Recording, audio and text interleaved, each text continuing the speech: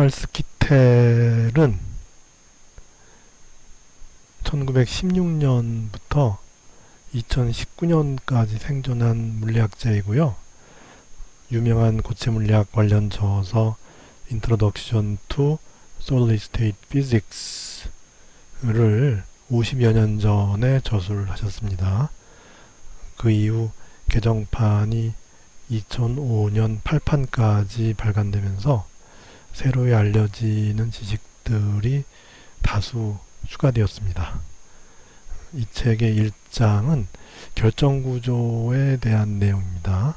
그래서 이 결정이라는 것의 원어는 이제 크리스탈이죠. 그래서 이 크리스탈은 어떤 의미를 가지냐 하면은 원자 또는 이온이 그 공간적으로 반복되는 패턴으로 배열하는 그런 그 물질을 우리는 이 크리스탈이라고 하죠. 그러면 크리스탈이 아닌 물질도 있냐? 많죠.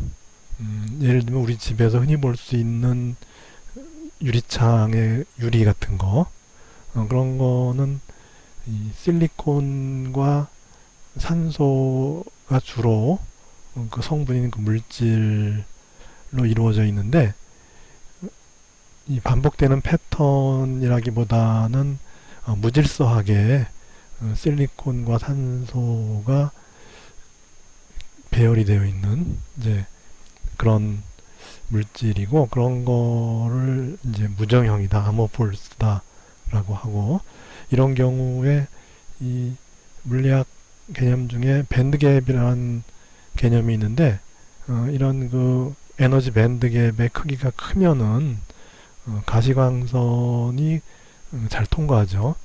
그래서 우리가 유리창을 통해서 밖의 경치를 잘 볼 수 있는 것이죠.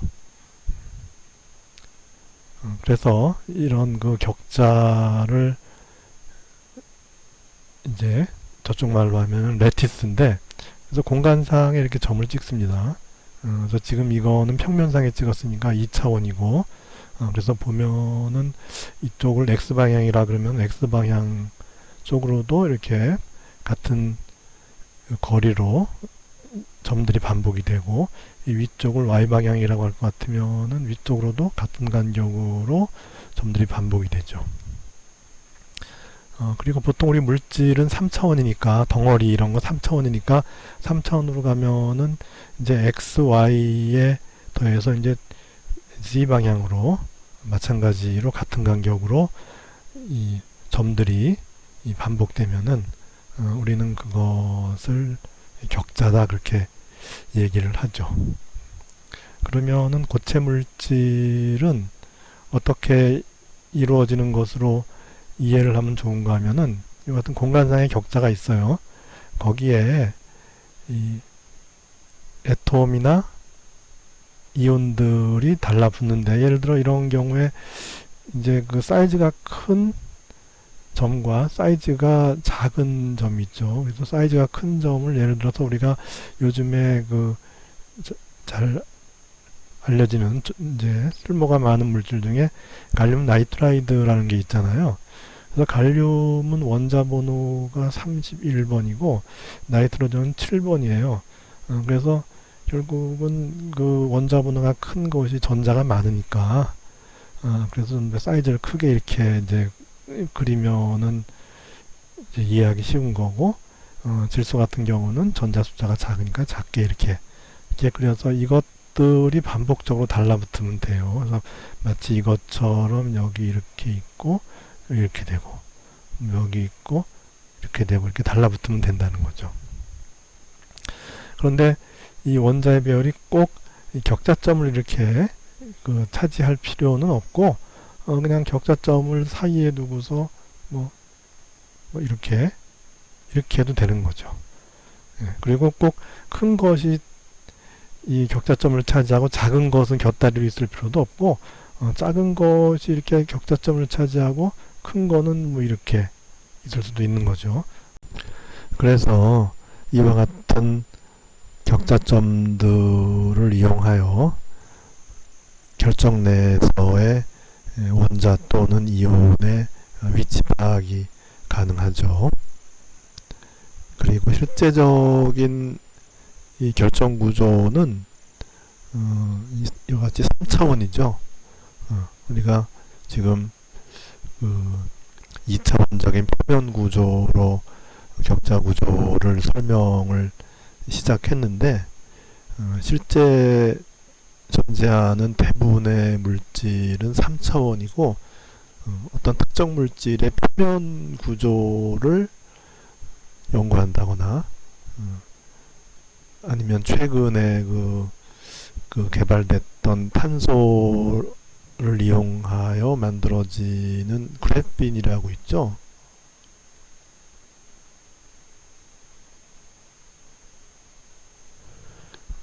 이런 물질을 분석할 때는 2차원 격자 구조로 가능하죠. 그런데 대부분의 물질은 3차원이기 때문에 이와 같은 격자 구조를 가지고 있게 되고, 그래서 방향이 이제 이렇게 세 개가 되죠. 그래서 이와 같은 3차원 레티스의 이 베이시스가 이 부착됨으로써 결정 구조가 이루어진다라고 이해를 하면 되는 거죠. 그리고 이와 같은 이 격자 구조가 매우 길게 이어지는 그런 상황을 단결정이라고 얘기를 하죠. 예를 들면은 우리가 최근에 집적으로 제작에 이용이 되는 실리콘이 있잖아요.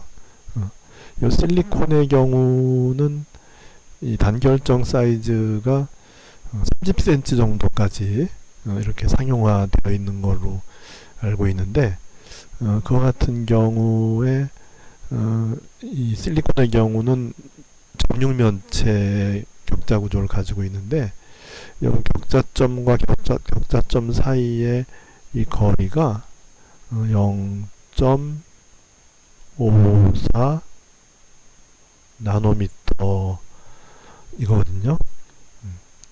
그래서 30cm 정도의 단결정 사이즈가 되면은 얼마만큼의 이 격자 구조가 동일하게 반복이 되는지를 계산할 수 있죠. 그래서 30cm니까는 30 곱하기 10의 마이너스 2승미터이고, 이것이 0.54 나노미터니까는 10의 마이너스 9승미터 해서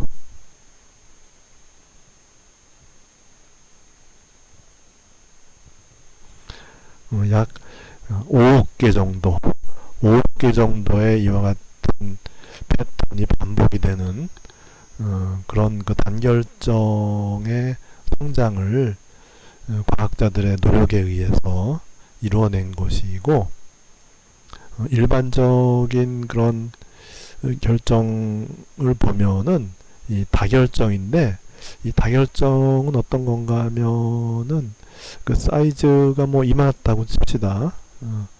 그래서 이런 거 하나하나를 이제 그레인이라 그러는데, 이런 그레인들이 이렇게 인접하면서 이렇게 붙어 있는 거죠. 그런데 우리가 여기서 이제 요 방향을 뭐 이 정렬한 방향을 뭐 이 방향이라고 이렇게 우리가 생각을 한다면은 뭐 요 그레인에서는 이제 그 방향인데, 인접한 그레인에서는 이 방향이 뭐 이렇게 틀어져 있는 거죠.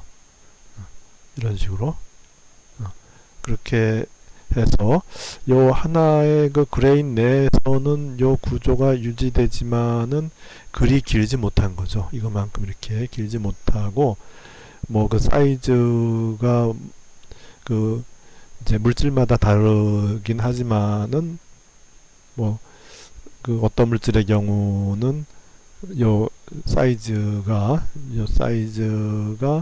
뭐 한 마이크로미터 정도 뭐 크게는 밀리미터 그런 정도의 사이즈가 되는 것이 보통이고, 그래서 이제 여기서 시작해서 이 그레인들의 뒤틀어진 거, 이렇게 뒤틀어진 구조가 적절한 그 열 처리 과정을 통해서 이렇게 길게 실리콘처럼 긴 그런 그 정렬로 바뀌어지도록 만들 수는 있는데, 이 실리콘의 경우는 워낙에 물질의 응용성이 우리 뭐 어디에나 쓰이는 집적 회로에 그 이용되는 관계로 그렇게 이제 크게 만들 수 있었지만은, 이제 다른 것들은 굳이 그렇게 이제 실리콘 같은 그런 그 응용성이 발견되기 전에는 그런 노력을 이제 굳이 기울일 필요는 없는 거죠. 그래서 하여튼 우리가 이 결정 구조를 얘기할 때 이론적으로는 같은 패턴이 이렇게 무한히 반복되는 그런 상황의 그 격자 구조를 이제 가정하고 거기서 이제 어떤 특정 현상을 이해하는데 이용을 하게 되는 것이죠. 우리가 고체의 결정 구조를 이해하기 위해서는 기본적으로 두어 가지 벡터를 정의할 필요가 있는데요. 그 중 하나가 Lattice Translation 벡터입니다. 그래서 이 Lattice Translation 벡터라고 하는 거는 우리가 앞에서 격자점과 격자점을 연결하는 이런 벡터들이 존재할 수 있죠. 이런 거를 Lattice Translation 벡터라고 보면 되죠. 그래서 이 Lattice Translation 벡터를 이용하면은 격자점과 격자점 사이를 연결할 수가 있죠. 어떻게 연결이 되냐 하면은, 일단 요 Lattice Translation 벡터는 요와 같은 격자점과 격자점을 연결하는 벡터들로 이루어지는데, 지금 보면 요 A1은 X방향이고 A2는 Y방향, A3는 Z방향 이렇게 볼 수 있죠. 그래서 각 방향으로 이제 요 앞에 정수를 붙여서 표현하면 되죠. 그래서 요 U1, U2, U3는 양의 정수도 될 수 있고 음의 정수도 될 수 있어요. 왜냐하면 우리가 방향을 따질 때 이쪽 방향도 있지만은 이 반대 방향도 있잖아요. 이쪽으로 가는 거. 그렇게 해서 양 방향을 다 표시하려면은 플러스 마이너스 정수가 다 필요하죠. 그렇게 해서 표현하면 되고, 그래서 어떤 기준점으로부터, 이 멀리 있는 기준점으로부터 요 격자점까지의 벡터를 R이라 그러고, 마찬가지로 같은 멀리 있는 기준점에서 다른 레티스 포인트까지 이르는 벡터를 R'이라고 했을 때, 요 레티스 트랜스레이션 벡터 T는 요 두 격자점을 연결해 줄 수 있는 거죠. 그래서 우리가 요 격자점에서 요 격자점으로 가는 벡터를 A1이라 그러고, 이 수평으로 가는 벡터를 A2라고 할 것 같으면은, 지금 이 벡터는 이 A1 방향으로는 하나 밑으로 내려가야 되죠. 그죠? 위로 올라가는 게 A1이니까 밑으로 내려가는 건 마이너스 A1이 되죠. 그래서 아래쪽으로 한 칸 가야 되고, 그 다음에 오른쪽으로 세 칸을 가면 되죠. 그래서 요 lattice translation 벡터 T는 마이너스 A1 플러스 3A2 이렇게 이제 표현이 되면 되는 것이죠.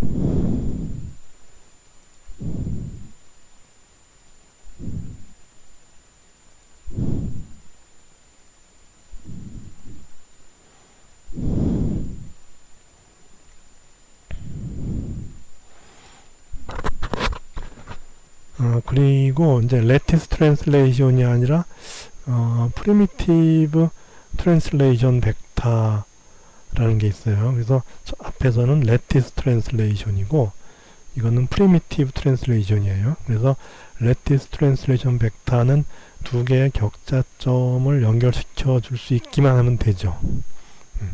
그런데 primitive translation 벡터는 그보다 하나 더 나아가서 모든 격자점을 연결시켜 줄 수 있으면 돼요. 그러니까 앞에 거는 격자점과 격자점을 연결하는데 즉 lattice translation 벡터는 격자점과 격자점을 연결하는데 모든 격자점을 연결하지 못해도 상관없어요. 그러니까 모든 격자점과 격자점을 연결시켜주지 않아도 되는 것이 lattice translation 벡터고 이 primitive는 모든 lattice 포인트를 연결해 줄 수 있어야 돼요. 그럼 도대체 그 차이가 뭐냐? 이 그림을 통해서 알 수 있어요. 예를 들어서 우리가 이 격자점과 격자점을 연결한다 그랬죠. 그러면 예를 들어 이제 이와 같은 격자 내에서 이렇게 A1을 이렇게 A2를 이렇게 해도 격자점과 이 점과 그러니까 예를 들어 A1 더하기 A2 하면은 요 점으로 가잖아요. 그래서 이제 요 점과 요 점을 이제 해줄 수 있는 것이 이제 A1 더하기 A2 하면 되는 거죠. 그죠? 그리고 여기서 보면은 꼭 이렇게 할 필요 없이 이렇게 하나 더 건너가서 그러니까 하지만 여기서 일로 가는 셈이죠. 그죠? 그래서 여기서 한 칸 건너서 이렇게 가고 밑에 건 그대로 있어도 다른 격자점 연결시켜 줄 수 있죠. 그 다음에 여기서 이쪽으로만 오른쪽 방향으로 가는 게 아니라 반대 방향으로 왼쪽 방향으로 이렇게 가고 A1은 그냥 있고 이렇게 하더라도 다른 격자점으로 연결시켜 줄 수 있어요. 그래서 요 세 가지 방법은 요 벡터의 모습은 다르지만 물론 하나는 같죠. 그렇지만 다른 게 또 하나가 다르기 때문에 이제 다르다고 얘기하는 거죠. 그래서 이 벡터의 모습은 다르지만은 요 세 가지 방법을 쓰면은 요 격자 공간에 있는 모든 격자점을 연결시켜 줄 수가 있어요. 근데 반면에 예를 들어서 이 격자점과 이 격자점을 연결시켜 주는 이와 같은 트랜슬레이션 벡터를 생각해 보죠. 그 다음에 이쪽은 똑같이 이제 이번에는 이렇게 했을 때 요 두 개를 쓸 것 같으면은 요 점과 요 점을 연결시켜 줄 수는 있죠. 그죠? 그렇지만은 요 두 개를 썼을 때 요 점과 요 점의 연결은 안 되는 거죠.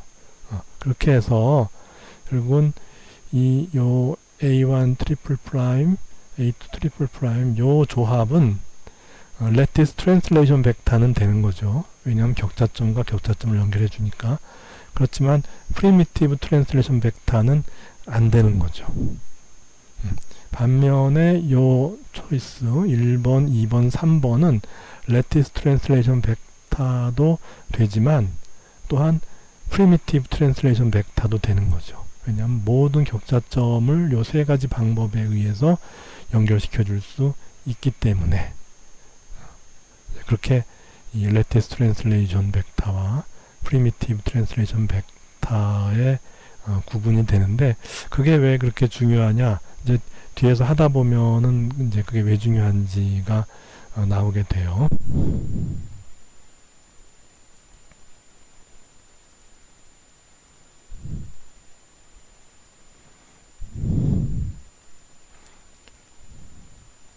그래서 여기서 한번 primitive translation 벡터를 한번 정의해 보라 그러면 어떻게 하면 될까요?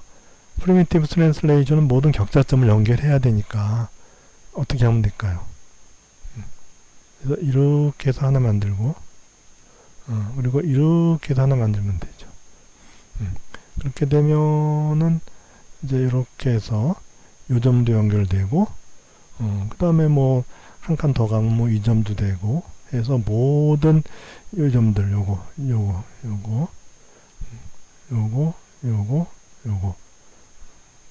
이런 것들을 연결시켜 주죠.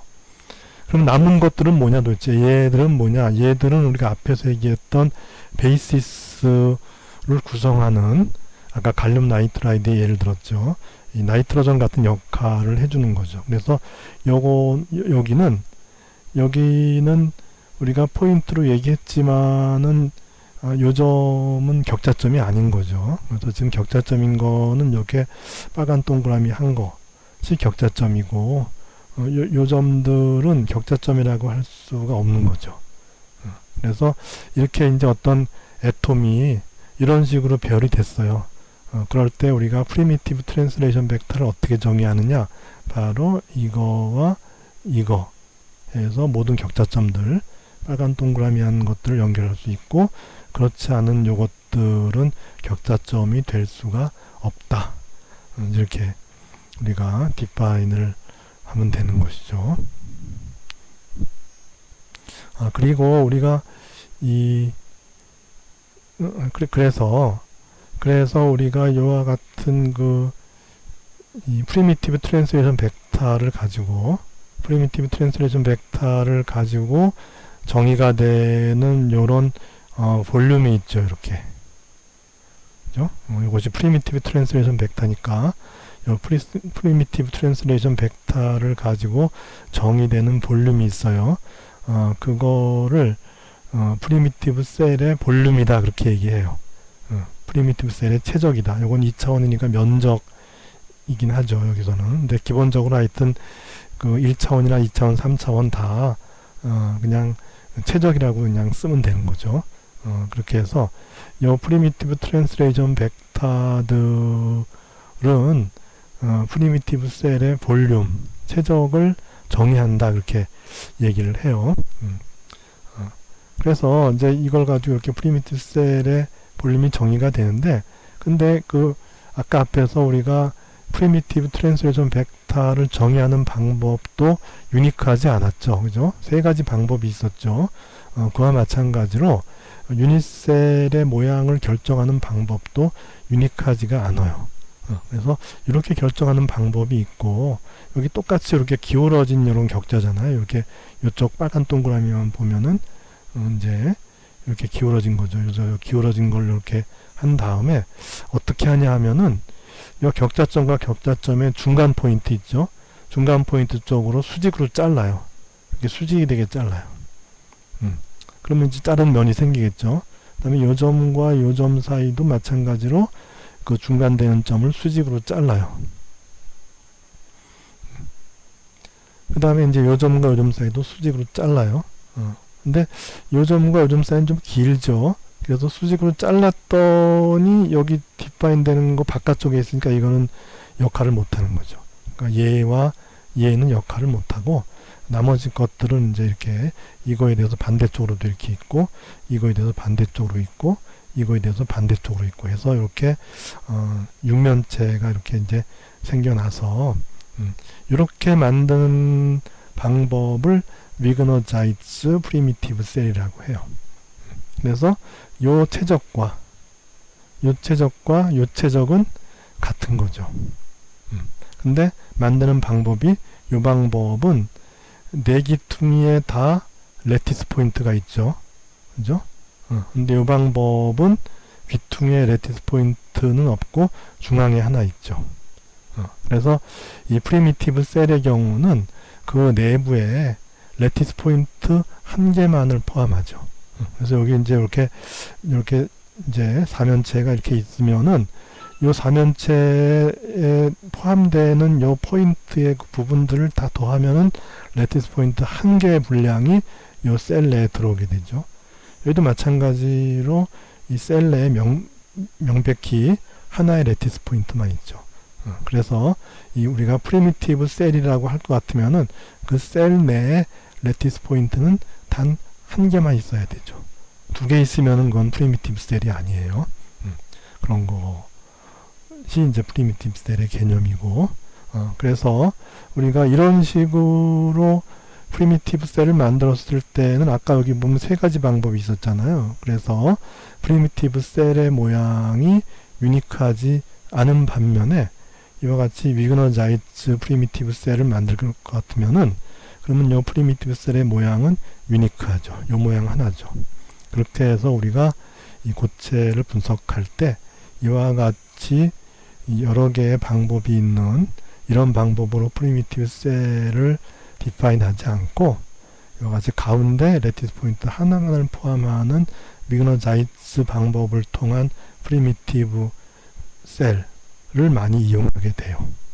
그래서 이제 위그너-자이츠 프리미티브 셀이 유명한 것이고, 이 위그너나 자이츠는 다 사람 이름이고, 위그너는 1902년에서 1995년까지 생존하신 분이고, 자이츠는 1911년에서 2008년까지 생존하신.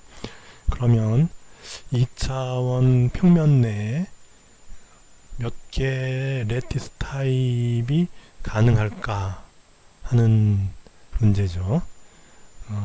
언뜻 생각하면은 꽤 여러 개의 레티스 타입이 가능할 것 같지만은 실제로 조사를 해봤더니 5개더라는 거죠. 가장 일반적인 거 하나하고 특정한 거 4개, 이렇게 이 5개 정도가 가능하다는 거예요. 그래서 요 이제 스퀘어 레티스란 거를 한번 보죠.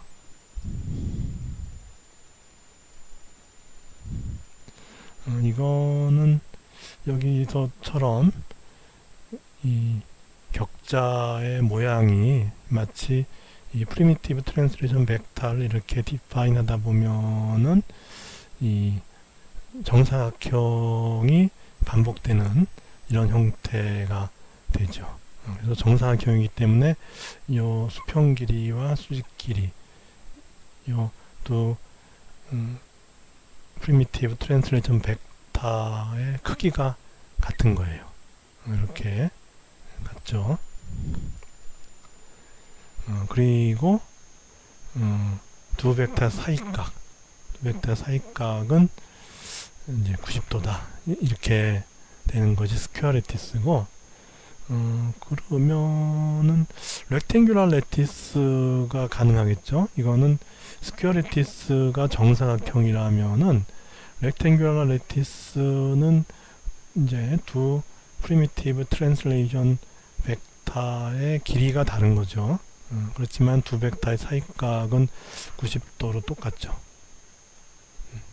이렇게 되는 거죠. 그러니까 이 스퀘어 레티스가 이 두 프리미티브 트랜슬레이션 벡터가 정사각형을 만든다면은 렉탱귤러 레티스는 두 프리미티브 트랜슬레이션 벡터가 직사각형을 만드는 것이죠. 그 다음에 헥사고날은 우리 이제 육각형을 생각하면 되죠. 그래서 이렇게 이렇게 하면 이제 육각형이 되잖아요. 그리고 육각형의 중심에 레티스 포인트가 하나 있는 거죠. 그런 거를 헥사고널 레티스라고 하고, 이 헥사고널 레티스에서 A1과 A2의 길이는 스퀘어 레티스에서처럼 같아요. 그렇지만은 두 프리미티브 트랜슬레이션 벡터가 만드는 사이각은 90도가 아니죠. 120도가 되는 거죠. 이런 레티스를 우리는 헥사고널 레티스라고 해요. 그래서 이제 3개를 했고, 그 다음에가 센터드 렉탱귤러 레티스인데, 요거 2개를 한번 보세요. 여기 보면은 우리가 이제 렉탱글이니까는 2개의 길이가 다르죠. 2개의 길이가 달라요. 근데 렉탱글이니까 각도는 똑같아요. 그러면은 도대체 이거 2개는 지금 조건이 똑같잖아요. 근데 여기 센터드라고 하는 건 뭐냐면은 이 직육면체의 중앙에 레티스 포인트가 하나 더 있는 거죠.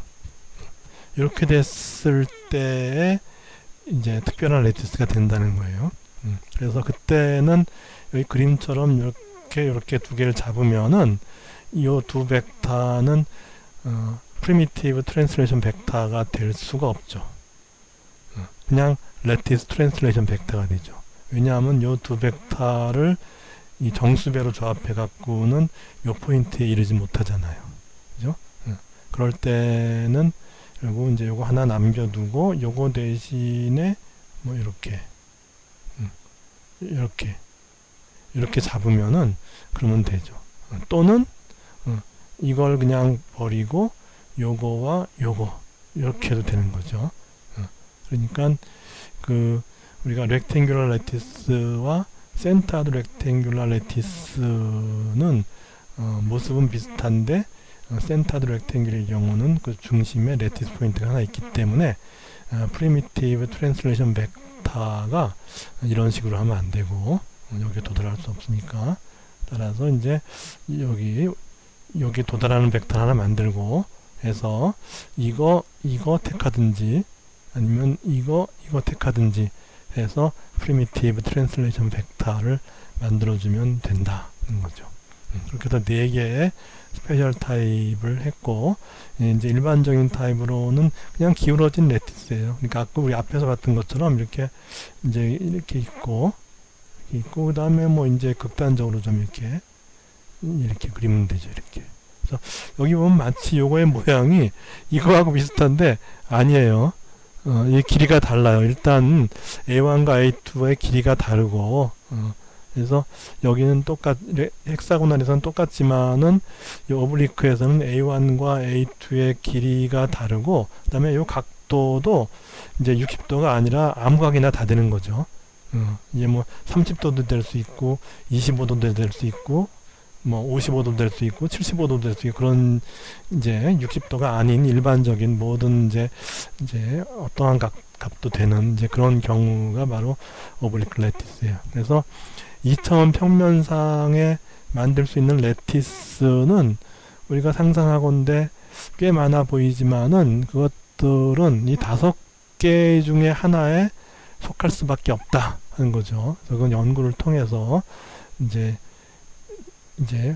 확실하게 이제 자리 잡은 내용이고 그래서 이런 것 갖다 우리 이제 브라바스 레티스라 그래요. 이 펀더멘탈 레티스 타입을 브라바스 레티스라고 하는데 이 브라바스는 이제 사람 이름이에요.